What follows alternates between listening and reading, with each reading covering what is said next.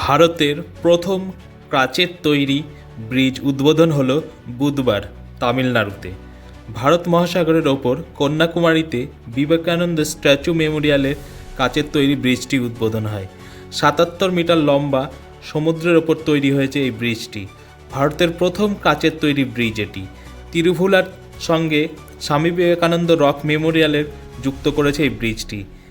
এই কাজ দিয়ে তৈরি ব্রিজটি এদিন তামিলনাড়ুর মুখ্যমন্ত্রী এম.কে. স্ট্যালিন উদ্বোধন করেন।